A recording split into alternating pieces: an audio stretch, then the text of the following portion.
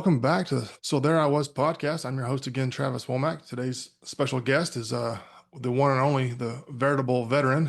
Goes by Evan at home and that online. And if you've seen his stuff on Instagram or Facebook or TikTok, you're in for a treat. But Evan, welcome to the show, man. I appreciate it. I'm glad to be here, man. It's a fun challenge to be a podcast host and to Yeah. be an influencer, and you're just trying to find people to connect with. And I love the multiple platforms that we have, the opportunity as veterans to connect and laugh. And I think Yeah. there's a massive thing, and you're doing a fantastic job with the content you're creating. I told you the other day already that, the ID 10T forum, I was cracking up. That was great. Anybody's ever been in a uniform can relate to a pricky Yep. six or exhaust gas, so or Yep. exhaust sample. So Looking for the Humvee keys and sending guys out for chem light exactly. batteries. So, If you've been to Fort Bragg, the keys, sec, is it Area J? I think that there's a fence now, so it's not a funny yeah. joke, but actually is real Maybe. keys. Um, Yeah. Right. Lame. lame. Who did that? They killed the Who good did joke. that? So, well, what I like to do, man, is kind of just get your story. That's kind of the gist of the show, is to give veterans of any branch and any time to kind of tell why they joined, what they do, and and obviously you got to tell that one funny story. That's the rule. So, Right. so when did you join? Yeah. So I joined back in 2006. I joined straight out of high school. I was raised in Pennsylvania, so lived up right on Lake Erie. So we had all the lake effect snow and all the crazy. We got 5 feet of snow in less than 24 hours one night. I woke up and went to bed. There's very little snow. Woke up and the entire like fence had been like the snow had drifted over our 6 foot fence and it was just gone. So the Wow. backyard was just a sheet of white. So I mean, it was wild. So stuff like that. People in the South don't ever experience it, but No. it was wild. But so I'm glad that we don't deal with that anymore. I don't enjoy living in an area that's just covered in snow all the time, but it was a neat experience. So grew up in Pennsylvania. I went to a small Christian school. There was 12 people in my graduating class. I was the valedictorian, so I was the smartest of 12 people. So And the top I 10%, technically both. I yeah. I mean, I was winning as much as, winning could happen in that small of a class. But anyway, I graduated from there. I joined the Marine Corps that summer, right after I graduated. Um, the reason I wanted to join, it was in 2006, so it was about 5 years after 9/11. 9/11 had really impacted me. I felt a very strong desire to serve my country. Um, Whether or not that was misguided, again, that's to Up for be debate for another day. decided upon. Yeah, a Different, debate different, for different another show. show. But that's why I joined. I was very patriotic. I loved my country and I really wanted to serve. Um, my buddy and I had planned on potentially joining the Air Force together to go to the Air Force Academy, and then we wanted to be pilots, and then ended up realizing that was going to take a lot of work. So we just joined the Marine Corps together instead. So we went and, joined the Dum Dum branch and I went to boot camp and I got to go with him, which was cool. He was there, so we got to experience all that, That's awesome. horribleness together. So it was another bonding experience for us. So we went to boot camp, and my intent was to be infantry. I always Hmm. wanted to be infantry. I When the recruiter came to my house to talk to me about what I was going to do, my mom was there and she was very, very nervous the whole time. So I said to the recruiter, like, maybe something with helicopters, wink, wink, like Don't put that just down. let's, yeah, like don't actually put me down for helicopters. I want to carry a gun and shoot stuff. I do not want to work on helicopters. Well, he took that very seriously and we went ahead and started working on an aviation support package. We get back to the recruiter's office and I was like, hey, man, I don't really want to do that. Like, I really want to be infantry. So my recruiter tells me, and again, I don't like to blame the recruiter. Recruiters do what recruiters have to do. Okay. I was told that if I wanted to be infantry, I could in boot camp when they come around to do the presidential security interviews for the Hmm. Yankee White program, that I could just raise my hand and they would take me to the interview. If I passed, I would go do presidential security and then I could be infantry after that. And that is exactly what my buddy was doing.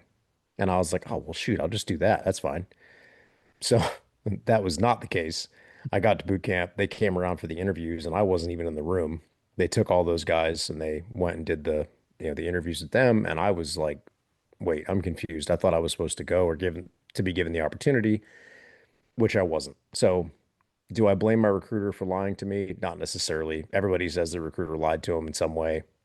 God had different plans. So I went into aviation ordnance. So graduate boot camp, go to MCT, graduate MCT. I go to Pensacola. I was there for a couple months. Then I went out to San Diego, out to the air base on San Diego. And then Arizona, yeah, Camp Pendleton has an air base there. So we went there, finished my schooling up, was stationed in North Carolina at New River for the CH-53 squadron on New River. And well, there's two. I was on one of them. Right. So was there while I was there, I volunteered to deploy to Iraq with the 2nd Low Altitude Air Defense Battalion, so Stinger gunners. They were a provisional grunt battalion going to TQ to do the um, site security. They were doing the Hmm. ECPs and the towers and all that. So they came around asking for volunteers, and of course, since I wanted to be infantry, I was like, "Sign me Sign up! me Like up. I'm going! Like get me out of here!" Because I Yeah. was at a 53 squadron. Ordnance guys, they can have a pretty cool job. They load weapons onto the plane, the helicopters and planes. They handle the rockets, missiles, machine guns, all this stuff. If you know anything about CH-53s, they do not have organic weapon systems. The only thing they have is 50 caliber machine guns they can mount in the doors and on the tail. Those are actually maintained by the crew chiefs. Right. So ordnance guys don't even really get to do anything with that. So the only thing I got to do ordnance wise in a 53 squadron was the countermeasures, the chaff and the flares they would have on Right. the back, and then the CADs they would use to jettison the fuel tanks if they had to, which are just two little shotgun shells, like really powerful shotgun shells that would basically blow open the pins that were holding the tank Right. on. They set Fall them off. off, pops it, and then the tank falls off. Those are the only things I got to do as ordnance. And everything else I did was I was in the tool room checking out tools all day long. They'd hand me a tag, I'd hand them a tool. They'd hand me a tag, I'd hand them a tool. They'd come back with the tool, I'd give them their tag. And it was miserable. I hated my life, hated Oh every yeah. second of it. So that's kind of where my lack of fulfillment kind of started was I was already not doing what I wanted to do. And now I was even doing something like less. I wasn't even getting to do the cool ordnance job. I was doing like the really, really lame ordnance job. So I was feeling really unfulfilled. So they come around asking for volunteers, and I'm like, "Pff, me, take me, I'm going." Like, and I jetted out of there and I went to Cherry Point, North Carolina, where I started training with them, and we did our workup, and then we deployed to Iraq in 2008. Excuse me. So we go to TQ. We're there for 7 months. Nothing happens. It's a pretty quiet deployment. Ramadi was right down the road. Habaniya was right across the road. So I know those were two pretty hot spots before I'd gotten there. And even while we were there, Ramadi had some stuff going on, but none of it really came to us. The only thing we had was a couple of medevacs came through the gate. Um, we heard some stories of stuff that had happened, but it was a pretty quiet deployment. So come back. I'm still wanting to be infantry, but now I'm back at the aviation unit. I'm back in the tool room. Um, and we get deployed to Ghana in support of President Obama's trip to Ghana. So we had to Right. float across on an LHD, which was the USS Iwo Jima. We floated across with all the helicopters to fly his VIPs around. So I was like, cool, this could be fun. So we float across the Atlantic. And this whole time that we're doing this, like since I had gotten back, I had started training to go into recon, Marine recon, because that was Hmm. kind of my out was I could try out for Marine recon, and if I made it, then I could Crossover. Right. yeah, I could lap move into that. So I was working towards that. So I'm running all the time. I'm rucking all the time. Even on the ship, I was running laps on the flat top, just in my boots and flak, and I had a pack on. I'm just running. So constantly training for that. So we do that. We get back, um, and then I was I started kind of transitioning my mindset to I was going to try out for MARSOC instead because MARSOC was kind of not beginning, but it was still sort of beginning. It wasn't fully established yet. Right. They got So they renamed in what, were, '06, I think it was. Something like I think so. Yeah, it that. was right when I got in. So it was kind of, it was still, it had been there for a couple of years, but it was like recon, then force recon. And force recon Right. got, they basically took all the force recon guys, moved them, and changed the sign from force recon to MARSOC. Yeah. And then they started bringing new guys in and all this other stuff. So they were still working on all that when I got in. They basically And just then, add the sock at the end of it. I mean, it's, yeah, right.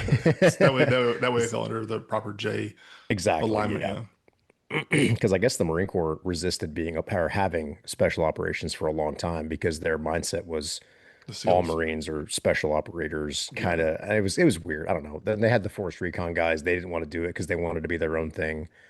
Anyway, whatever it was, I decided I wanted to be a part of that, and I was like, all right. So I started training for that. Um, I met my wife that summer, and the only reason I was there to meet my wife and not at a MARSOC assessment and selection was I got hurt training. I got iliotibial band friction syndrome in my right leg, and I could barely walk and let alone run. So that was obviously assessment selection was out. So everything It's got a lot pushed of words for back. Marines. Sorry, I gotta call it Yeah, out. right. I had to practice that in the mirror this morning. So I got I got hurt and then but thankfully it was again it was God directing me where he wanted me to go because my I met my wife that summer. Had I not been injured, I wouldn't have met my wife. Um, and we ended up getting married. We met in August and we got married in December. So I mean, it was kind of a whirlwind relationship. But we've been Nice. married for almost 16 years now and we've got 6 kids. So I mean, it something worked. So, so More than something. got yeah, right. So Sorry. in we got married and then I started there was a whole big thing with my reenlistment. I was trying to reenlist and lat move into the infantry. I was trying to go into recon, then it that fell through. So I was like, screw it, just put me in regular straight leg infantry. And I got into a unit. I got sent to um wow, ITB, Infantry Training Battalion, which is Hmm. basically the opposite of MCT, where you go to get Right. the actual official infantry training. Went through that as a corporal, which was awkward because it was just I'm outranking everybody, but I'm still in the same. Yeah, it was weird, but it was annoying and super frustrating. But we survived. Got to 3-9, and then we deployed in December of 2010, and then into 2011. Um, and yeah, so we deployed for 7 months, and I'm trying to. I'll probably just kind of go through the rest of my time, Yeah, and that's then fine. I'll Yeah. come back to the funniest. Some of the funniest stories happened when I was deployed, and With so infantry, because we're the funniest guys. yeah, there's a lot of wild stories. Yeah. So I got back, and then they immediately we had my wife had bought a house in North Carolina while I was deployed, so she went through that whole process by herself. So kudos to her because I came home and there was a house, and I was like, wow, okay, this is cool. I didn't have to do anything. So got home, got settled sort of, and then they came to me and they're like, "Oh, hey, by the way, you're going to recruiting duty." And I'm like, "I just bought a house. Like, are y'all serious? Like, come on." So they told me you can go to the HST, the team that selects these guys, and you can make your case for a different billet or for a different B billet. And I was like, okay. So I go to this guy and I'm like, hey, I just bought a house. Um, I would really rather stay in this area, and I can do that if y'all will give me an SOI billet and go to be an a combat instructor. And they were like, "Well, you're a sergeant. You're fresh off deployment. We need infantry guys as combat instructors because you don't have to be infantry to be a combat instructor, but you have to be infantry to be an infantry combat instructor, Right. if that makes sense." Yeah, So totally. for anybody listening that they're as if they're as confused as I was, don't feel bad. So I That was don't like, make can no I, sense. yeah, it doesn't make any sense at all. But I was like, I need to stay on the East Coast and I need to be an infantry combat instructor. And I would have even taken a spot at MCT. I didn't care. Just don't move me from the East Coast. Right. And I got my orders back and I got everything I wanted somehow. They made me an infantry combat instructor and I got to stay on the East Coast. So again, praise God that we didn't have to move and sell our house like 6 months after buying it. Yeah. So went to SOI and was there for I got there in 2012 and I left 2015. So it was about 3.5 years. Which a B bill is, 3 years. So I was there for a little bit longer, but there was also some schools and stuff that I went Right. to. So I got orders to 29 Palms. So Oh got to go out darn. to the desert. Yeah, right. I really liked 29 Palms. It's the training was awesome. The people were cool. The scenery was amazing. The desert itself obviously sucks because it's hot. Right. That's the rule. But yeah, I mean, yeah, it's you can't, I don't make the rules. So it was hot, but I mean, I loved it out there in 29 Palms. But while I was there, um, got deployed with 2-7. We went to Al Assad in Iraq, and we were at Camp Buring. No, what's the one in Kuwait? What's the other one? There's two like big Oh gosh, ones. my brain just turned off. It seems, yeah. And we were in Kuwait. We were the trap team for CENTCOM. So we Right. were the tactical recovery of aircraft and personnel. So if a plane got shot down, we went after the pilot Right. and the plane, which it didn't happen, unfortunately. I mean, fortunately, no planes got shot down, but we were, Fortunately, would unfortunately, have, yeah. it would have been cool, but thankfully nobody. Right. So, um, anyway, we did that, and that was a cool deployment. I had a really great time. There's a great unit. We had a great workup. I really love those guys. I'm still close with all of them. But while I was there in Kuwait, I decided like I was done with the military. I was coming up on 11 years, which I had just passed my 10-year mark, and I was like, I got to decide what I'm going to do because if I'm going to stay, I got to make the decision to stay. If I'm going to get out, I need to get out now because if I stay any longer, it's going to be pointless to get out. Right. So I was in that decision time frame, and I talked to my wife, and she was like, "Absolutely not. You're not getting out. Like we don't have insurance, we don't have a job, we don't have a place to live." And I was like, "Okay, I get that, but I don't know how much longer I can do this." And I just felt burned out. And Yeah. it didn't help that my command, some of the members of my chain of command were kind of, you know, Iffy. just shway shway. Yeah, I mean the CEO was really good. I really liked some of the other guys, but there was a couple in there that I dealt with pretty regularly that were Yeah. pretty awful. So decided it was time to get out. My wife ended up kind of coming around to it, and in let's see, December of 2016, my family moved to Oklahoma, which is where I live now. They went to live with her sister while I finished my contract, and then she started teaching at the school that my sister-in-law worked at. So she had a job, kids were enrolled in school, and I was basically just hanging out in California until my time ran out. That is really when things went off the rails for me mentally because Hmm. I had been doing just fine. I didn't really have any issues. I had been on antidepressants for a while, just dealing with just anxiety and depression. Not knowing now it was from PTSD, just related to my deployment to Afghanistan. Hmm. At the time, I was kind of like resistant to the idea of getting a diagnosis, and I was like, I didn't want to talk to anybody because I didn't want that. So they leave, and I'm there by myself.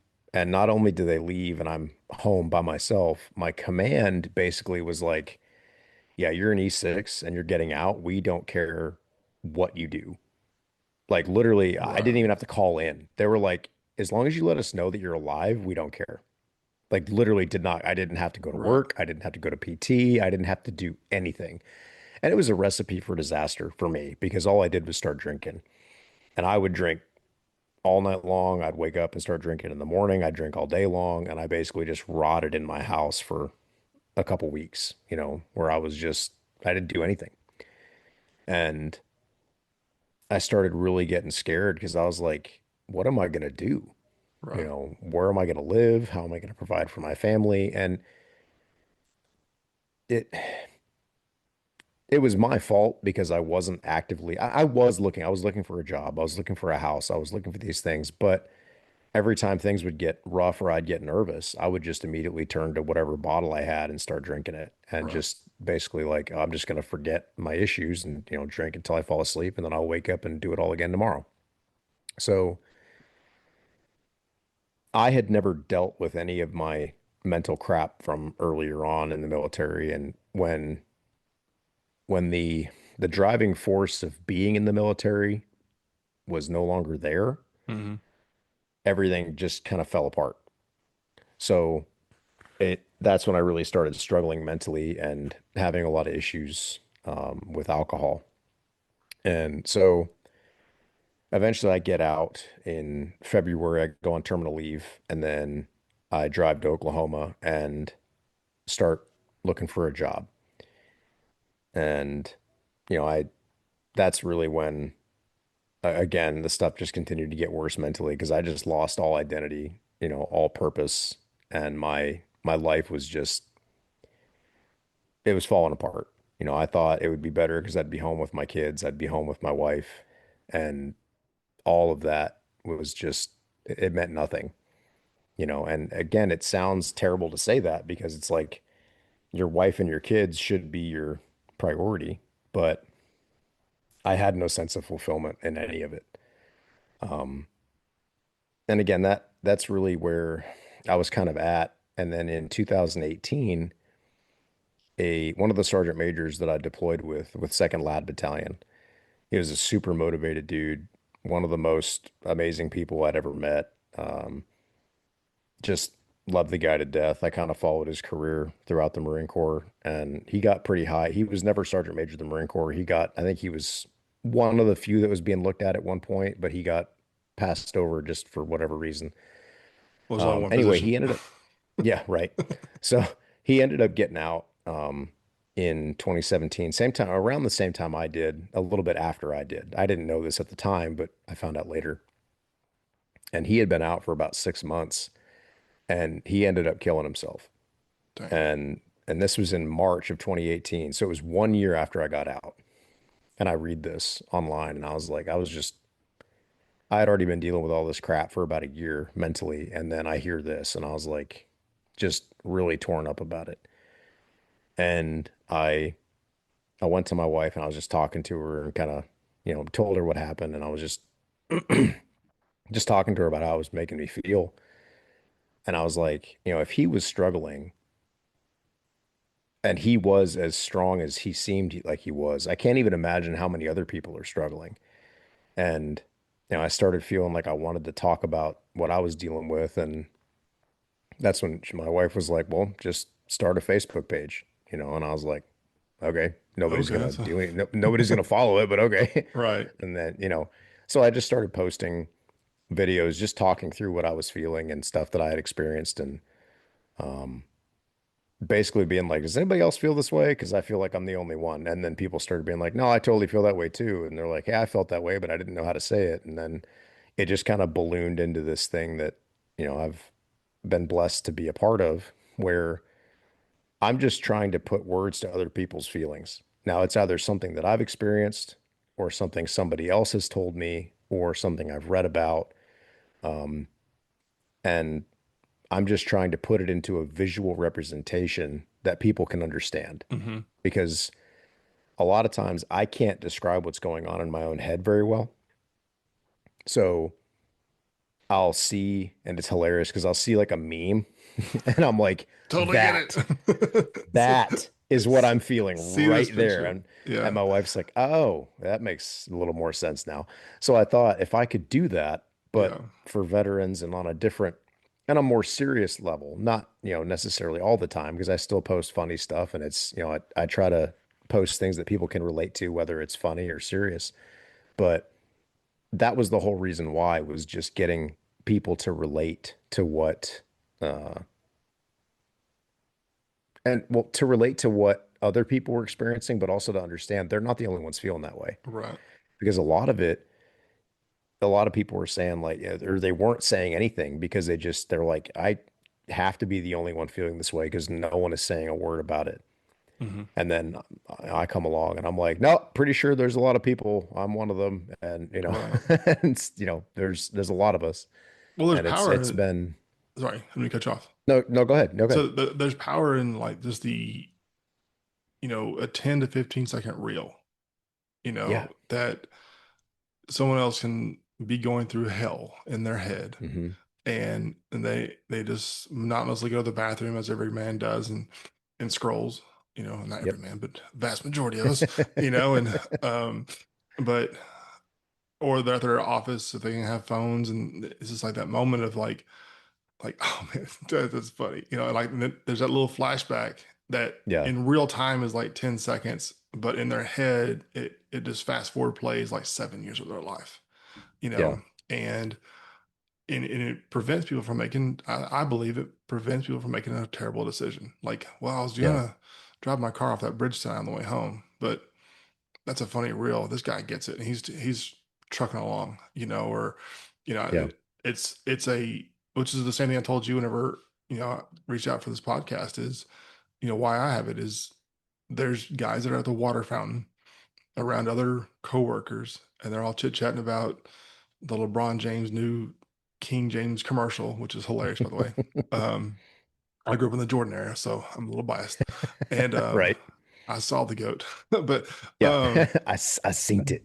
and but like they're all doing this, and then someone talks about like getting a new truck, as guys Hmm. do, and getting new wheels or lift kits or exhaust or whatever, and then Yep. in your head you're like, I used to drive a tank, Yeah. and you want to like tell this story, but like the context to that, like trying to explain the driver's seat of an Abram Right. to Like anybody who's imagine that conversation where like yeah, you're standing there with there's like three guys and yeah, you're like, yeah, yeah, I drove a tank. yeah, And it was like this tight little spot. And you sit down in there and and then imagine the way they're gonna look at you. yeah, and you're laid back, They they may be like excited about it, but they're right? still gonna have like this kind of like, You did I what? don't know how to relate to that, you Right, know, and they're just kind of, I don't know. And I guess it depends on who you're talking to, but like when you think through that, how that would look and how that would make oh make yeah, you feel.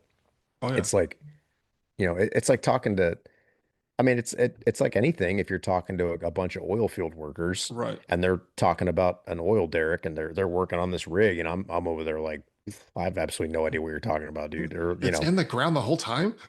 yeah, yeah. I'm so confused.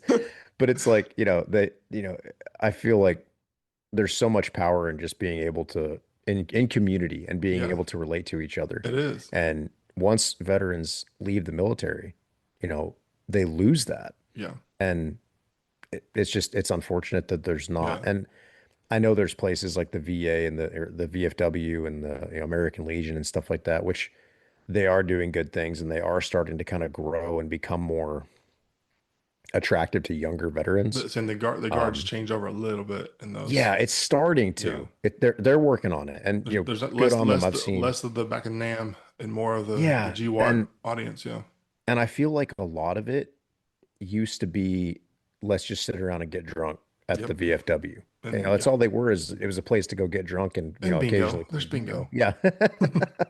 It's, we'll just do both. We'll get drunk and play bingo. But it was like a lot of these younger guys don't want to do that. Or if you're like me, it's a problem and I don't want to go there, because they're serving alcohol and Right, I don't want to be around that because it's a right, temptation to get back into something that I used for years as a right, negative coping mechanism. And I don't need that. I don't want that. So right. I don't go to, I have avoided those places intentionally because of that. Um, so in a way, I'm trying to foster a community, even if it is just online, a community of like-minded people and people that have felt alone, Hmm. either, uh, like they felt almost abandoned. And that's Right, not trying to say like veterans have been abandoned by the community or anything. I don't think they have, but it can feel that way right. when you've been alone and you've been isolated for so long. And, it's trying to kind of break through that shell that they've built up Hmm. against, having community. Yeah. Well, I look at the history of veterans in a sense. You can go all the way back to Revolutionary War, but Yeah. you have the shell shock of World War One. Yeah. And guys just sitting there stoically and they didn't know what to do. And if you've ever read anything about World War One, it's like, yeah, It makes sense. They literally just curl up in Yeah. the fetal position, like it's gonna Yeah. suck for like the next It's three just, hours, you know. yeah. Yeah. And Just, and yep. and like these battles are just insane. So I get it. And then you have the guys from World War II. It's like they're deployed for like 3 years at a time. Yeah. Like they left, they had a wife, and they come home to a wife and that 3-year-old. Hopefully it's theirs. Yeah. Um, Right. That's but hopefully theirs. you know, Exactly. but it's just like this, like our generation. You just talked about having 4 deployments. Is that what I heard? Four, I had, well, it was four in three a and a, ship, well, a trip. yeah. Yeah. Yeah. You know, so it counts. So we'll call it Yeah. five. Right. You know, the Army were, my buddy's like, I got 17 deployments. You're in the Air Force. Like they're a Yeah. month long each. Shut Yeah. up. Did you actually Yeah. leave the United You fly States for fuel more than tankers. 60 days? Yeah. You know, you barely got a Yep. separation pay. Yeah. We talk so much trash. He just retired, and I'm Oh, I like, know. oh, but Yeah. but there's this difference of relation of like those guys. I'm like 3.5 years. I couldn't imagine being Hmm. gone 3 to 3.5 years. And Yeah. covering all of Europe. Yeah. I mean, watch Band of Brothers. I'm like, that last scene in the sandbag, the new guys like loading the gun, cleaning, like, oh, we get some guys. He's like, would you shut up? Like, Yeah. I've made it this far. I got Yeah. a week left, man. Shut your mouth. Yeah. No, And nope. Mm-mm. and so I look at that, but then I think the Vietnam area and Korea obviously gets forgotten, of course. That's the rule. And then, Yeah. but Vietnam has this unique stigma to it Hmm. of, it's the first time we've really, really, really turned our backs wrongly against a Yeah. generation. I say we as I wasn't born yet, but and then Desert Storm was like this like minor correction to that. Hmm. And then GWAT happened and 9/11 everything after. And like there's this, honestly, I call it this overcorrection of like Yeah. if you see somebody, you have to tell them thank you for the service. Right. You just have to. And it was cool for like '01 to maybe '05, and then it got Right. annoying real quick. And I use the analogy of telling someone you love them. You can say it in the right tone that sounds like you hate them. Like, I love you. You're like, no, Yeah. Right. I felt that one, Thanks. I and it's felt really thank you loved for in your that moment. service. I have to tell you this, and it's like Yep. there's this like I politically have to say these things, Right. and then at the same time they're being told like PTSD became this defined term, Hmm. and so, oh, don't talk to them about what they did. Don't ask them what they did. Yeah. And Right. I genuinely think that part shut off our whole generation of soldiers and or Marines, and just collectively at the same term. And Right. but the from like being able to talk because no one asked. Everyone told like don't Yeah. ask them, don't let them talk about it. And then Vietnam vets are like, we talked about it all the dang time, but Yeah. they overshared, and you're Yeah. like, I don't need to hear about your foot going through this thing in the ground and stakes going through your leg. That's just Like, right. weird and too too much, and if you read about Vietnam, it's a lot. And then you get, so today's Yeah. soldiers is like, well, we didn't do that. We didn't invade Normandy. And so like we have service, like not survival's guilt, but like, did I really, really, really do anything guilt? You know? Yeah. And, Yep. like one of our firefights is completely different than a firefight from Vietnam and way different than, being in Europe. But it still counts, sadly. And Yeah. I think there's just like we have our own struggle of credibility, and then the civilian population of today doesn't know how to ask, and so we clash on. Hmm. I don't know how to talk about it, and I don't know what to ask, and then there's this big gray area in between of lack of understanding. And you Yeah. talk about the at the water fountain being able to give context whenever you do share, though, like if I share a story about airborne operations, and someone's parachute not working or a static line snapping, which is pretty rare, but parachutes don't work all the time. You're like, oh, Hmm. you're falling Yeah. from the sky, I freak out, and like when we tell the stories amongst paratroopers, we're like, that's hilarious, you know, Yeah. and like we just laugh because like Yep. we get it, we relate, Like, man, I but almost died. right. Haha. And then civilians, the term that I was going to put on there was they without intentionally doing this, but they're casting a form of judgment and shame.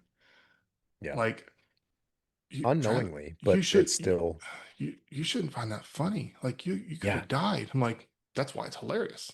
that's why it's It's the hilarious. closer to death we get, the funnier the story is. Right.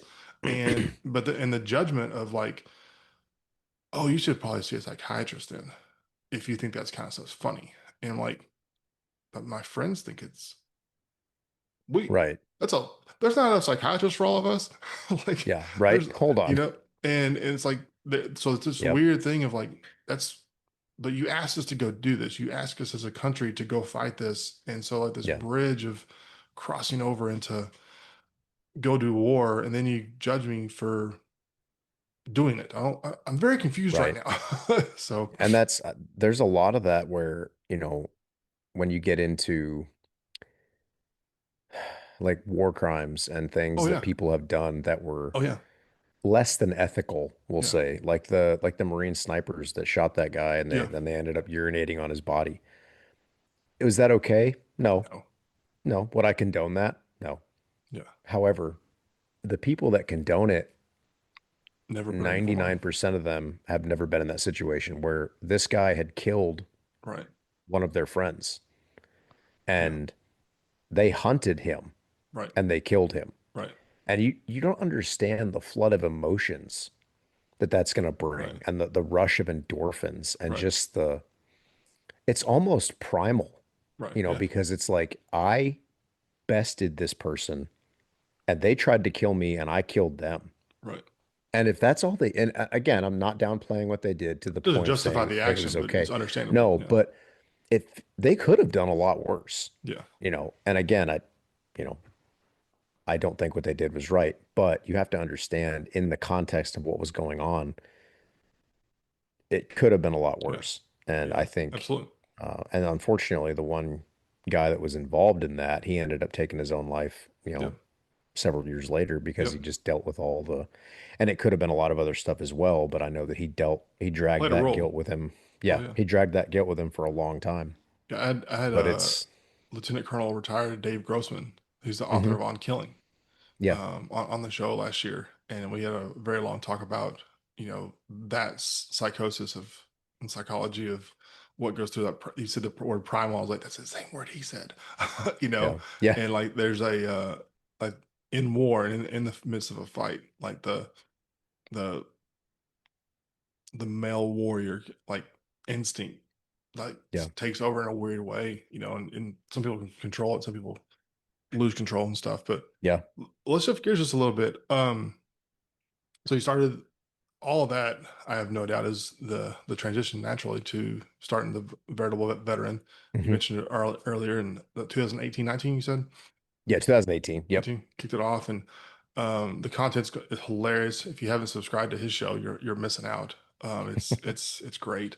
There's a lot of really really good veteran content out there right now, and it's I love seeing it. I don't know how to do half that stuff either. I can do podcasting and videos, but it's great to see there's a lot of guys. There's a couple of girls too, a couple Hmm. of wives of all things. I forget what's Uh-huh. her name. What's her Yep. name? Got the short hair. Brain just turned off, but Yeah, she I can't she remember. she's hilarious.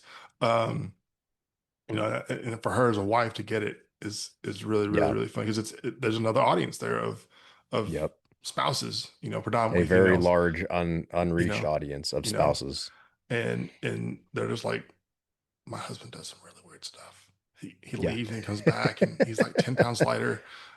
Right. The wives of people like they go to ranger school. They're my favorite because they Yeah. come back. They come back and their husband's like literally half the person he was when he Right. left. Like, where And did like you go? What did you he do? won't shut up about blueberry pancakes, and um it's He won't stop eating everything yeah, either. exactly. He's so hungry. Yeah, it's Uh, like, and then like my now ex-wife is funny. It's just like, did you just fall asleep? Seriously? yeah. You're just sitting there? Like, what Yes. happened? What? And she's It's one of my many skills is the ability to fall asleep anywhere. So that is how I can spot any veteran in any room is like, that's one right there. He just fell asleep. yeah, It's like he's just not. It he's just standing up with no cane or support, and he's out cold. yeah. He's just standing there. Just Yeah, is he it's like, snoring? Yep, he sure yeah. is. So this isn't even a worship song. He's he's just letting it go. He's just So, out. but I think it's fun. So Uh, what's the I have so many questions. Let's go back to the beginning though of kind of over your career in the uniform, and it doesn't have to be combat. It doesn't. It can be barracks. It can be whatever training, whatever. What's the most ridiculous shenanigans? So there I was story you can give me. I was trying to think. I've got one. There's a bunch, but I'm trying to narrow it down. So there's one where we were in Afghanistan, and this wasn't so much of a, I guess, a shenanigan as it was just it was comical after the fact. So we're in this engagement and we're getting shot at like crazy. These guys are just hammering away at us, and we have to cross this big open field. And we've got a squad suppressing these two compounds that we're getting shot at from. And I mean, there's bullets snapping and zinging everywhere. And we're running, and the mud is like, you know, it's like Awful. a solid, like just over ankle deep, just enough to suction your boots to the Yeah. ground. So we're trying to run. It's like Yeah. the whole time, and plus you're wearing all your gear, and Yeah. Yeah. it's ridiculous.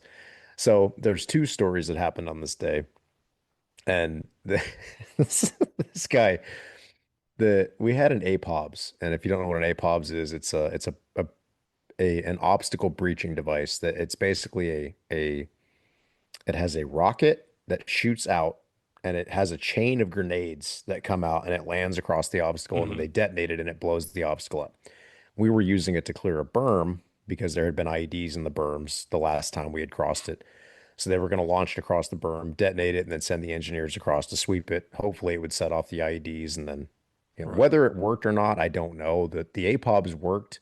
The engineers swept it, and there were no IEDs. So would it have actually worked? I don't know.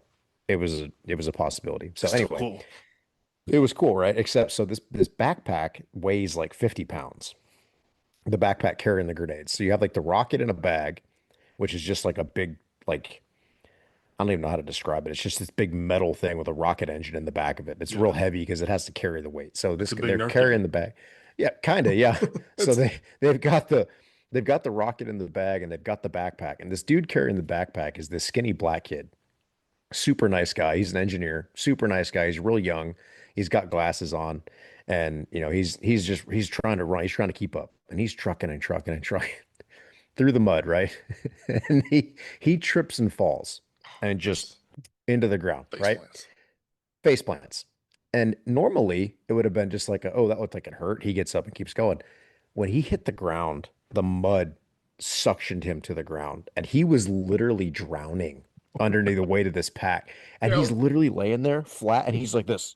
You I mean, got bubbles he's coming just fly, up. and there's bubble. And you could hear him like, and he can't move because he can't get Oh, up. that's great. And I was like, get him. I said, get him up. We're all yelling. And I'm trying not to laugh because he looks like it just, if you've ever seen like the old cartoons where like the coyote just gets smashed by the rock and his Hmm. arms and legs are sticking out. That's kind of what he looks like.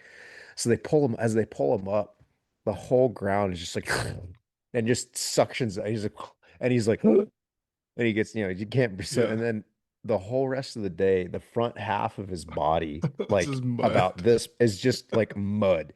And the back half of him is like mostly clean. It was hilarious. At the end of the day, I was like, hey, All while being you okay shot at. there? The being shot Yeah. at is the Oh, part that all while being before. shot at the whole time. That was just the icing on the cake. But that was, oh my word, that was so when they pulled him up and his whole body suctioned, I'm literally like wheezing. I'm laughing so hard.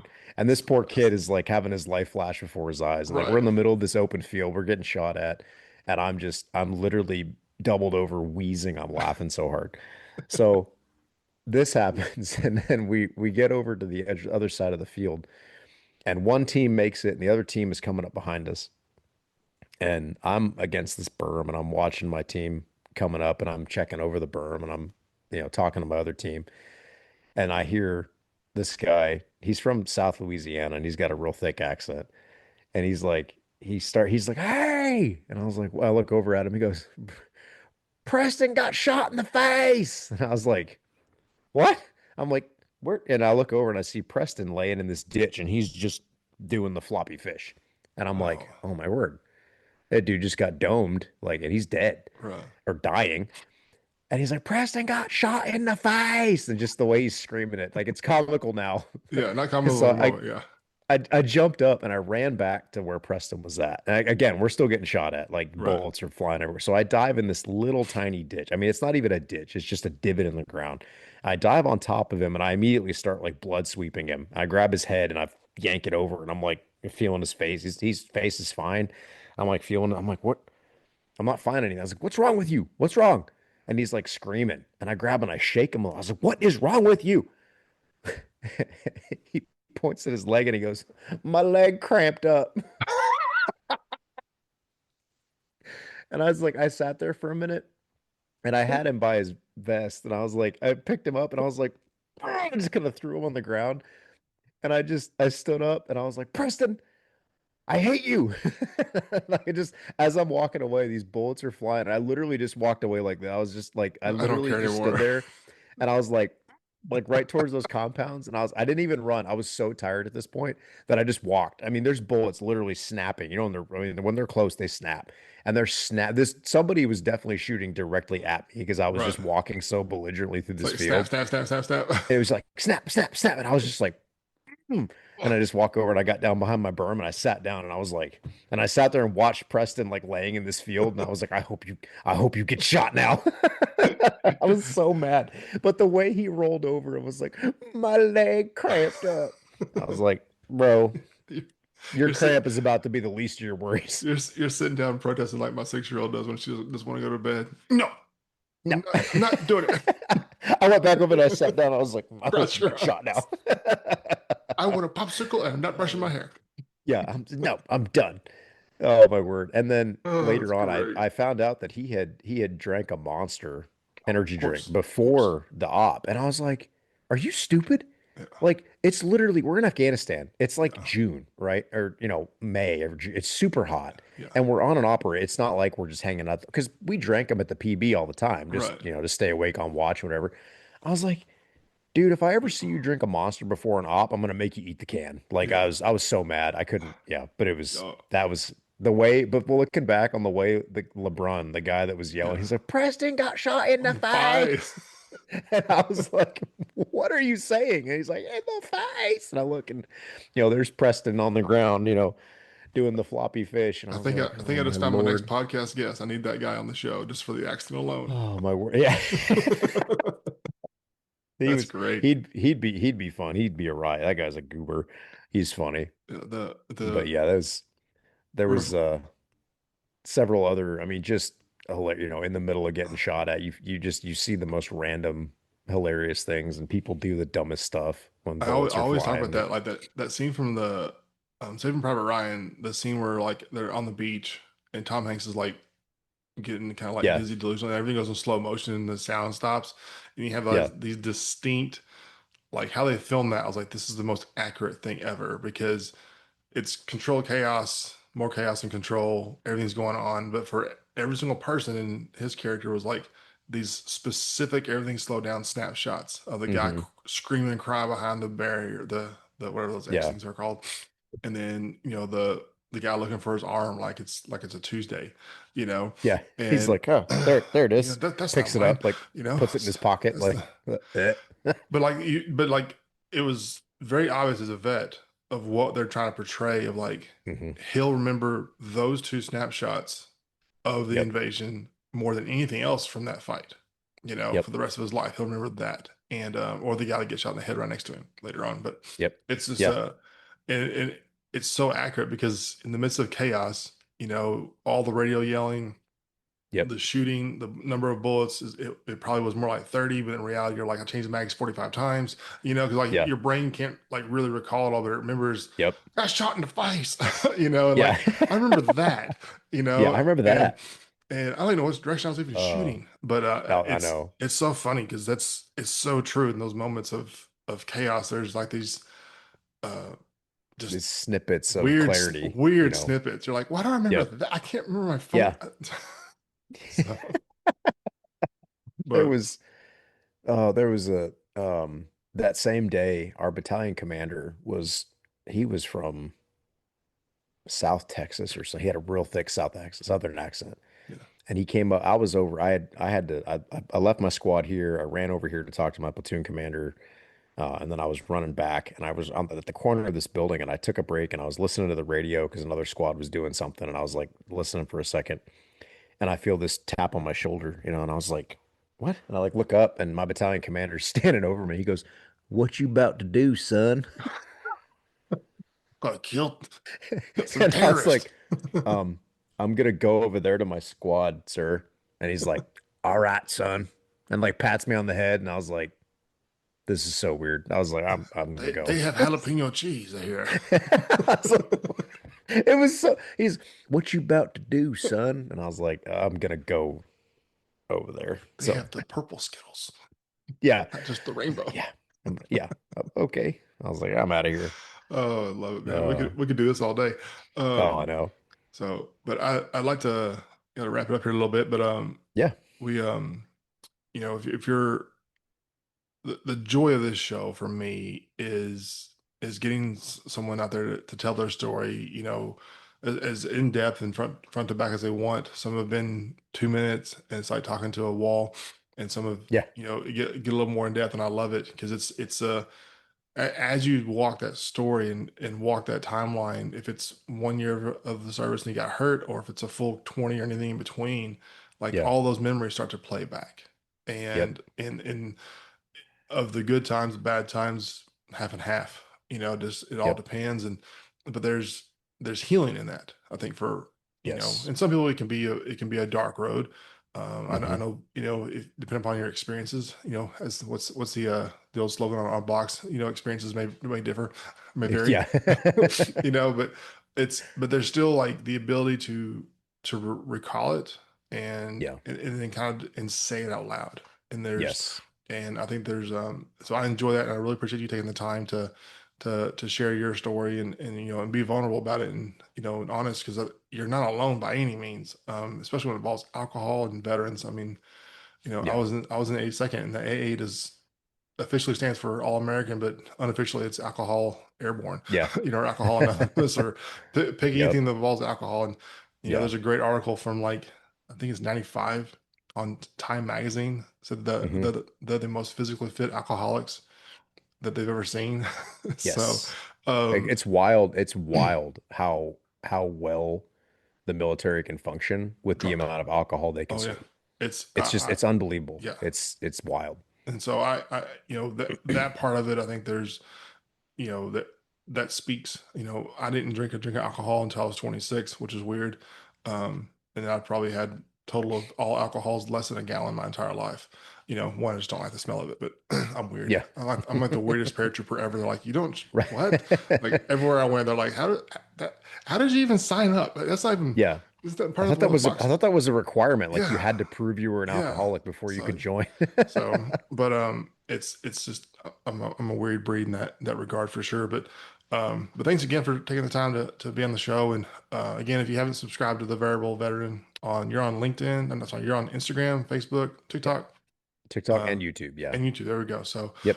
give it a shot and have a good laugh. And if you've worn a uniform, you'll relate within 2 or 3 reels. I promise you. And if you haven't subscribed to my show, so there I was again. It's on Apple, Spotify, and YouTube. By all means, sign up and give it a listen. If you want to be a guest, you can go to my website, it's womacc3.com, and sign up, and we'll make it happen. But thanks again, Evan, for being on the show, and we'll talk to you next time. Absolutely. Yeah, absolutely. Have a good one.